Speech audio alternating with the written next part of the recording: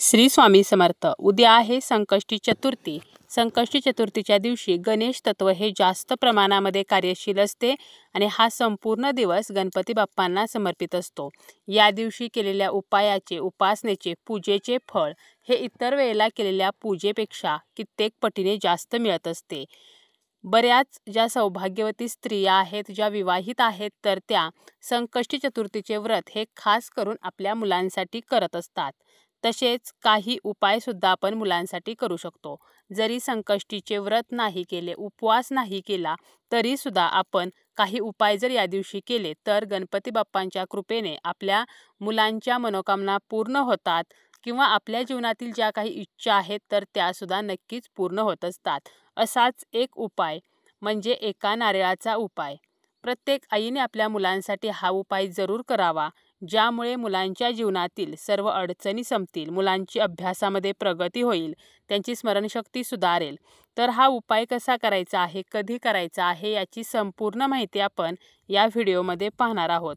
व्हिडिओला सुरुवात करण्याअगोदर तुम्ही जर चॅनलवरती नवीन असाल आणि पहिल्यांदाच माझे व्हिडिओ पाहत असाल तर चॅनलला सबस्क्राईब करा. व्हिडिओ माहितीपूर्ण वाटला, व्हिडिओ आवडला तर व्हिडिओला लाईक करा.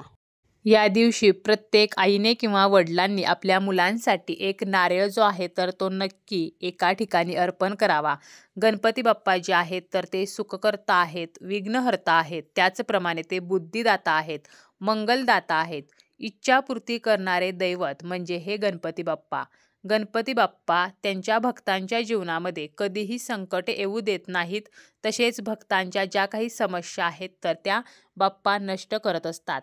या दिवशी सकाळी लवकर उठायचं आहे, स्नान करायचं आहे, यानंतर स्वच्छ वस्त्र परिधान करायचं आहे. शक्य असेल तर लाल रंगाचं वस्त्र परिधान करायचं आहे आणि आपल्या देवघरामध्ये गणपती बाप्पांची मूर्ती असेल किंवा फोटो असेल तर त्याची आपल्याला विधिवत पूजा करायची आहे. आवर्जून बाप्पांना आपल्याला दुर्वा अर्पण करायची आहेत. जास्वंदीचं फूल बाप्पांना खूप प्रिय आहे, तर लाल रंगाची जास्वंदीची फुले बाप्पांना अर्पण करायची आहेत. फोटो असेल तर त्या फोटोला आपण या फुलांचा हार बनवून किंवा दुर्वांचा हार जो आहे तर तो बनवून सुद्धा अर्पण करू शकतो. यानंतर मोदकाचा नैवेद्य दाखवायचा आहे किंवा बुंदीचे लाडू आपण नैवेद्यामध्ये ठेवू शकतो आणि काही जमलं नाही तरी गुळ खोबऱ्याचा नैवेद्य आपल्याला ठेवायचा आहे. आरती करायची आहे आणि यानंतर आपल्याला हा उपाय जो आहे तर तो करायचा आहे. आता आपल्याला हा उपाय जो आहे तर तो मंदिरामध्ये जाऊनच करायचा आहे.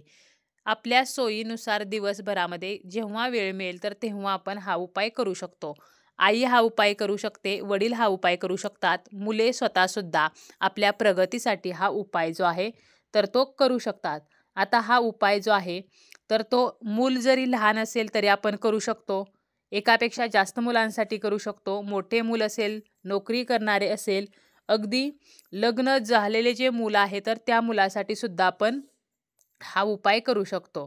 लहान मुले जी आहेत तर ती काय करतात, सतत किरकिरेपणा करतात, चिडचिडेपणा करतात किंवा हट्टीपणा करतात, ऐकत नाहीत.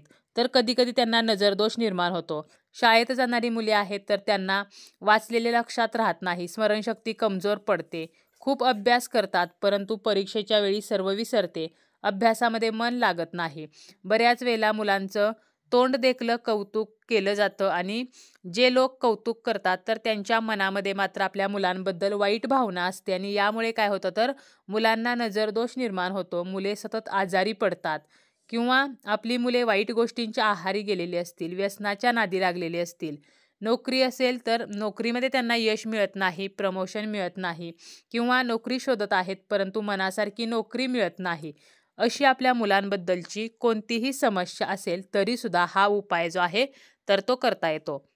आता मंदिरामध्ये जाताना आपल्याला काय करायचं आहे, एक लाल रंगाचं कापड, एक नवीन नारळ, नारळ जो आहे तर तो नवीन असावा, न सोलता नारळ घ्यायचा आहे, शेंडी असलेला नारळ असावा. कधीही कुठल्याही गोष्टीसाठी वापरलेला नारळ घ्यायचा नाही, तर नवीनच नारळ उपायासाठी घ्यायचा आहे. स्वच्छ एक लाल रंगाचं कापड घ्यायचं आहे. यासोबत 21 दुर्वा, गुळ खोबरे, जास्वंदीचं फूल आणि आपल्याला एक दिवा घेऊन मंदिरामध्ये जायचं आहे. दिवा जो आहे तर तो आपल्याला शक्यतो कणकेचा घ्यायचा आहे. कणकेचा दिवा बनवायचा आहे. यामध्ये आपल्याला तुपाचाच वापर करायचा आहे. मंदिरामध्ये गेल्यानंतर सर्वप्रथम काय करायचं, गणपती बाप्पांच्या मूर्तीसमोर आपल्याला हा दिवा लावायचा आहे. दिवा लावताना थोड्याशा अक्षता ठेवून त्यावरती दिवा ठेवायचा. दिव्याची जी वात आहे तर ती उत्तर दिशेला करायची किंवा पूर्व दिशेला करायची. दिवा प्रज्वलित करायचा. त्या दिव्याला हळदी कुंकू लावायचं, फूल अर्पण करायचं. त्यानंतर गणपती बाप्पांना हळदी कुंकू लावायचं. त्यानंतर बाप्पांना जास्वंदीचं फूल अर्पण करायचं. 21 दुर्वा ज्या आहेत तर त्या अर्पण करायच्या. गूळ खोबरे जे आहे तर ते नैवेद्य म्हणून ठेवायचे. तसेच यासोबत आपण फळे जी आहे तर ती सुद्धा नैवेद्यामध्ये ठेवू शकतो. डाळिंब जर मिळालं तर नक्की आपण डाळिंब बाप्पांना अर्पण करायचं आहे. आणि यानंतर आपल्याला काय करायचं आहे तर आपली जी काही इच्छा आहे, मनोकामना आहे, ज्या इच्छेसाठी आपल्याला हा उपाय करायचा आहे तर ती इच्छा बाप्पांना सांगायची आहे की माझ्या मुलांना परीक्षेमध्ये चांगले मार्क्स मिळू द्या, त्यांची शिक्षणामध्ये प्रगती होऊ द्या. किंवा अगदी आपली जरी घरातील एखादी इच्छा असेल, म्हणजे पैशासंबंधीची समस्या असेल किंवा घरामध्ये सतत कोणी आजारी पडत असेल तरी सुद्धा या समस्येसाठी सुद्धा आपण हा उपाय जो आहे तर तो नक्कीच करू शकतो. तर आपली जी समस्या आहे तर ती बाप्पांना सांगायची. आणि यानंतर आपल्याला काय करायचं आहे तर आपण जो नारळ घेतलेला आहे आणि जे कापड घेतलेलं आहे त्या कापडामध्ये हा नारळ गुंडाळून घ्यायचा आहे. आणि आपल्याला हा नारळ आपल्या ओंजळीमध्ये म्हणजे आपल्या हातामध्ये घ्यायचा आहे.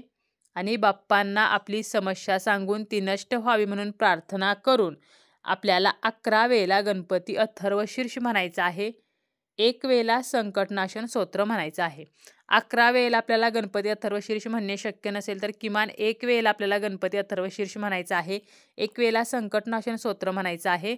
आणि हा नारळ त्या कापडासह गणपती बाप्पांना आपल्याला अर्पण करायचा आहे. म्हणजे गणपती बाप्पांच्या चरणावरती आपल्याला तो अर्पण करायचा आहे. मुलांची अगदी प्रवेश प्रक्रिया जर होत नसेल तरी सुद्धा आपण असा नारळ जो आहे तर तो बाप्पांच्या चरणावरती जर या दिवशी अर्पण केला तर गणपती बाप्पांच्या कृपेने आपल्या मुलांच्या जीवनातील समस्या ज्या आहेत तर त्या नष्ट होत असतात.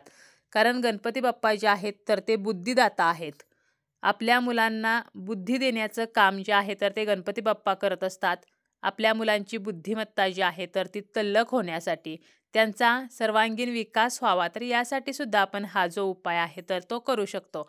आता एकापेक्षा जास्त मुलांसाठी आपल्याला हा उपाय करायचा असेल तर आपल्याला 2 मुलांसाठी उपाय करायचा असेल तर 2 नारळ लागतील आणि 2 लाल कापड घ्यायचे आहेत. आणि जेव्हा आपण एका मुलाचा उपाय करतो तर आपल्या मुलाचं नाव घेऊन समस्या सांगून तो नारळ अर्पण करायचा. पुन्हा दुसऱ्या मुलाचं नाव घेऊन त्याच्याबद्दलची समस्या सांगून तो नारळ अर्पण करायचा.